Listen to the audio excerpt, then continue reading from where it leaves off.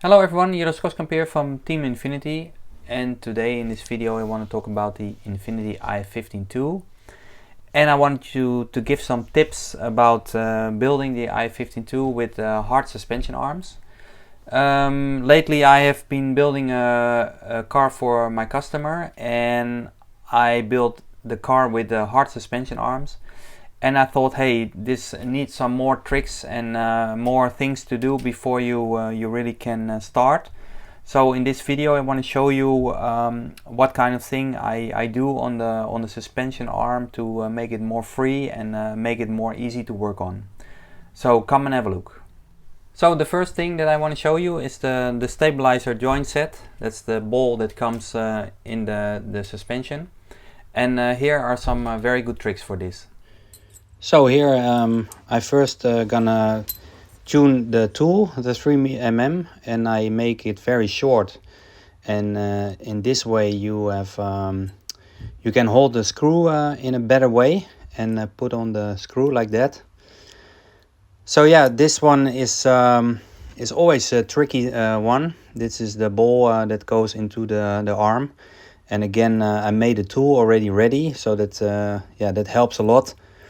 And now I'm gonna put it to the plastic and make sure it goes straight, and that's kind of a difficult thing. So I always make a few laps, and then I check if it goes in straight, and if it does, you can continue yeah, to screw it in. Yeah, and never over tight, just tight it that it's still moving freely.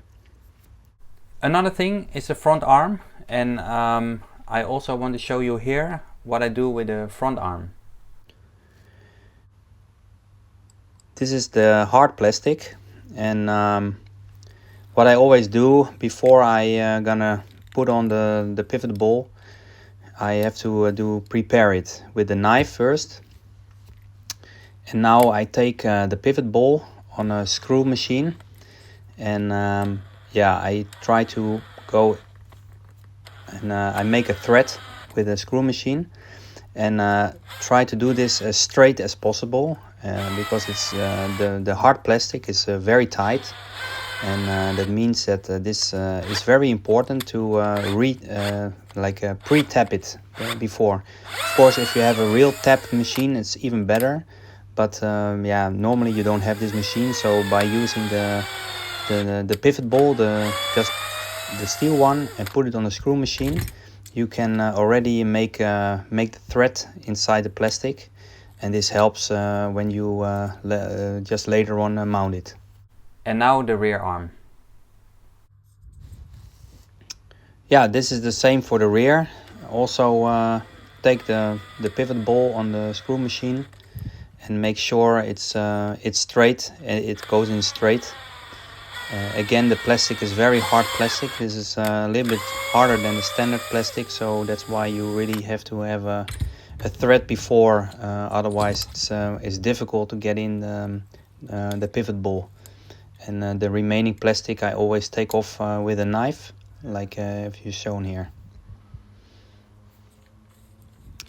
Also the other side, again, try to do this as straight as you can, because then it moves more freely, and of course the roll center, everything is equal left and right. As you can see, it's still very tight, so sometimes I do it 2 or 3 times just to make sure the thread is good, and the remaining plastic I take away with a knife again. So in this way you maximum prepare the hard plastic. Next is the rear upper linkage. Also some nice trick to build it quickly and easy.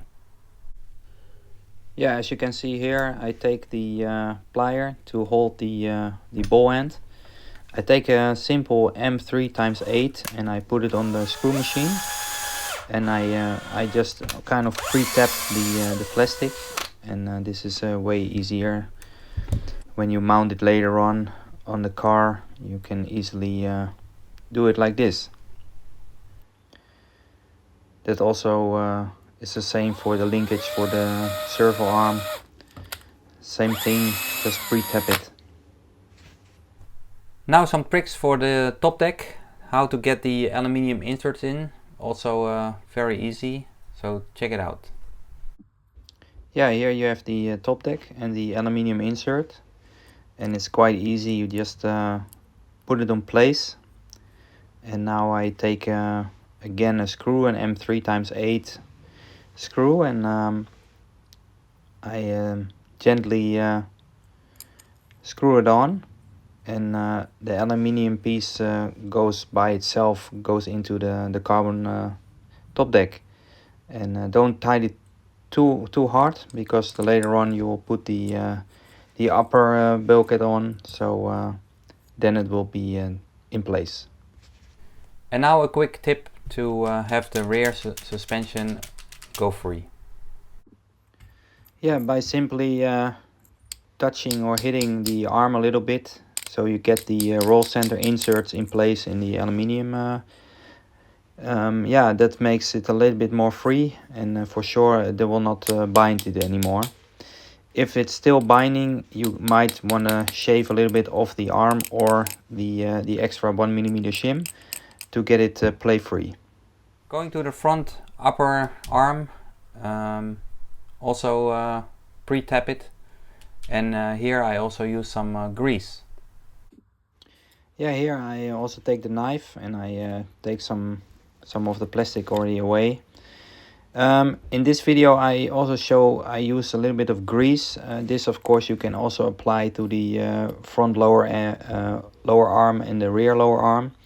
That makes it a little bit more smooth, so the pivot ball goes in a little bit more smooth, and it's still a good way to pre-tap of course the arms. And in this way on the front upper arm I do kind of the same with the steel pivot ball. Take 2.5 mm, I put it on the screw machine, and this way it goes way more smooth afterwards if you pre-tap it like this before. And yeah, with the grease it's yeah, it's just a little bit more nice, so I also recommend you to use that on the front lower arm and the rear lower arm as well.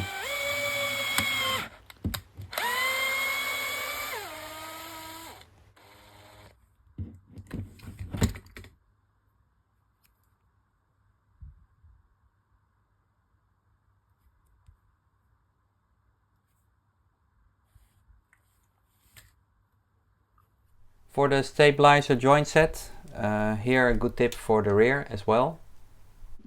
Yeah, same for the rear.